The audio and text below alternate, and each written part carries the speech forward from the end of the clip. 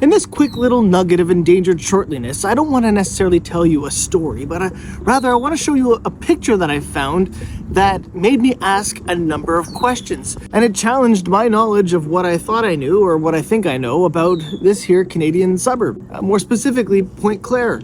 And even more specifically, in the 1950s. So here we have the front page of the Lakeshore News, Thursday, July 26, 1951. So this right here is exactly what I wanted to look at. When I see a picture like this and I see a car crash, I quickly look underneath and I saw St. John's Road near Lakeside Heights. So now I'm trying to figure out exactly where on St. John's this would have happened.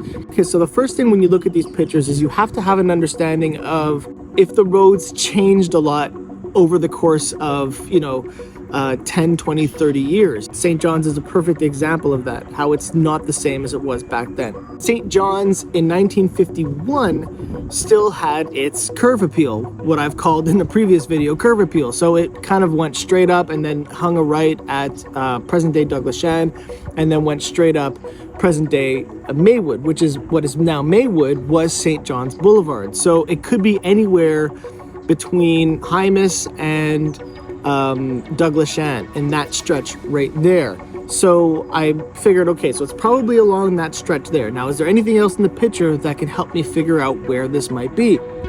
So in this picture, I see that you can't really see St. John's, the road here behind the car, I'm assuming, but you do see this big house. And this house does look like one of the houses that exists there still today. And that's the house that's just behind École Primaire Point Claire, or Lakeside Heights Elementary, if you haven't been here in a while. That house has been there for quite a while. However, the configuration of this house and where the road is just didn't make sense, because if you look at a map of where this house is and where the front porch is facing, this car would be almost on its way to the water tower. It would be almost exactly where the schoolyard is right now. And I don't think that that's the case, because that would mean that St. John's is on the other side of this house. So it didn't really make sense. So that's the first thing.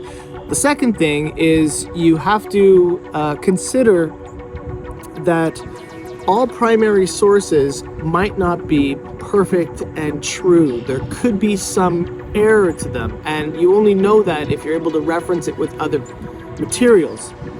And knowing where St. John's was at that time helps me figure out what's going on in this picture, and helps me to figure out what exactly the mystery is here and why it's perplexed me so much.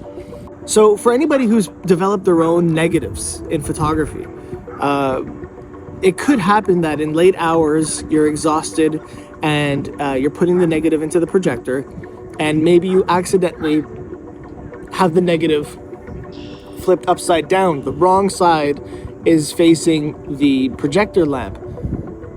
What ends up happening is that you get a mirror image picture.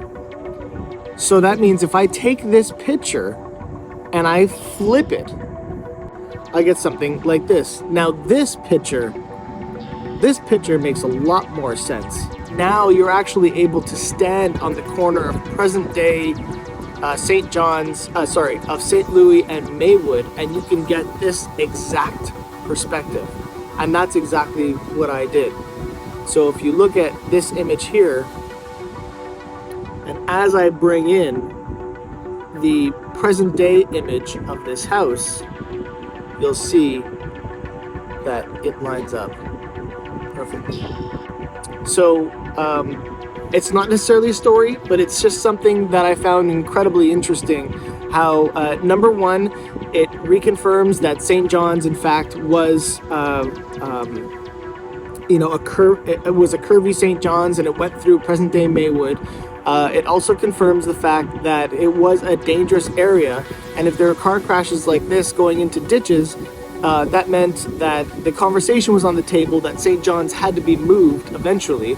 And thirdly, and probably most important, is that although you're looking at primary sources, it is important to go into these primary sources with a base level of knowledge of what you're looking for, because you shouldn't assume that because they're primary sources that they are 100% factual, true, and accurate.